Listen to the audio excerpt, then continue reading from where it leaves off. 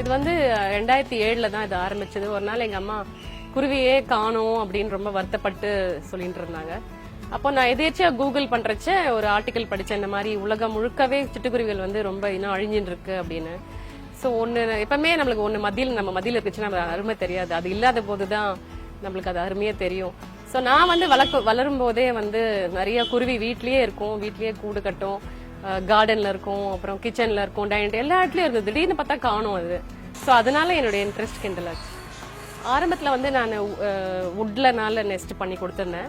அது நல்லா பெருசா அழகா இருந்தது. பட் எங்கேயோ எனக்கு மத்தியில் தோணுச்சு மறுபடியும் மரத்தை வெட்டி நெஸ்ட் பண்ணணுமான்னு தோணுச்சு. அதுக்கப்புறம் நான் இந்த நெஸ்ட்லாம் ஃப்ரீயா கொடுத்ததுனால எனக்கு கொஞ்சம் ஃபைனான்சியலி கூட எனக்கு ரொம்ப காஸ்ட்லி அது நெஸ்ட். ஸோ அதனால தான் டெரகோட்டா நெஸ்ட் ஐடியா வந்தது. அண்ட் மோர் ஓவர் டெரகோட்டா வந்து அது இயற்கைக்கு ரொம்ப உகந்ததான ஒரு இது. அது மண்ணில் இருந்து சேர்றதுனால ரொம்ப என்வாயன்மெண்டல் ஃப்ரெண்ட்லி கூட.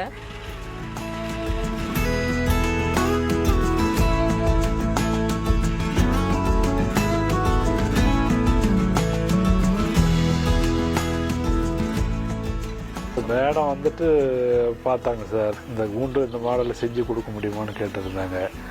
நான் ஒரு 2 நாள் டைம் கேட்டிருந்தேன். அப்புறம் செஞ்சு பார்த்துட்டு மேடத்தை கூப்பிட்டு வந்து காமிச்சேன். அவங்க ஓகே செய்யுங்க அப்படின்னு சொல்லிட்டாங்க. அதுலேருந்து செஞ்சுக்கிட்டே இருக்கேன் சார். இப்போ எனக்கும் வந்து கொஞ்சம் ஆர்வம் உண்டு. நான் கிராமத்தில் பிறந்து வளர்ந்தேன். சிட்டுக்குருவி அங்கே இருக்கும்போது பயிர்கள், நெல் பயிர், கேழ்வரகு, கம்பு நிறைய இருக்கும் கிராமத்தில். நிறைய சிட்டுக்குருவிங்க நிறைய இருக்கும், 100-50ன்னு அப்படி ஒரு கூண்டு குண்டாக பறந்து போவோம். ஆனால் இங்கெல்லாம் பார்த்தீங்கன்னா சிட்டுக்குருவி பார்க்கறதுக்கே முடியல அதிகமாக.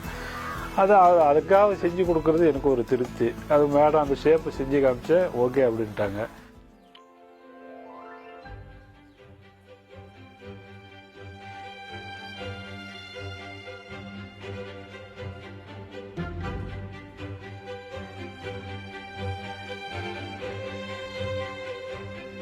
ஸ்பேரோ சேவியர்ஸ் ஒரு குரூப் எஃபில ஃபார்ம் பண்ணோம்.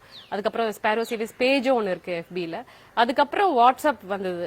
வாட்ஸ்அப் வந்து is more personal and easy reach also.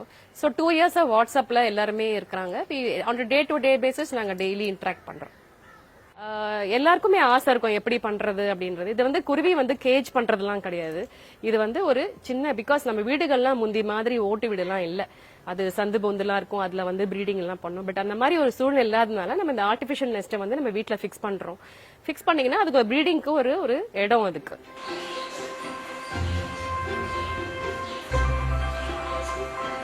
இன்னொரு விஷயம், தண்ணி ப்ரொவைட் பண்ணணும். தண்ணி இல்லாதனால குருவி இன்னும் அழிஞ்சின்னு இருக்கு. பிகாஸ் நிறைய ஹீட் இருக்கு இப்பெல்லாம்.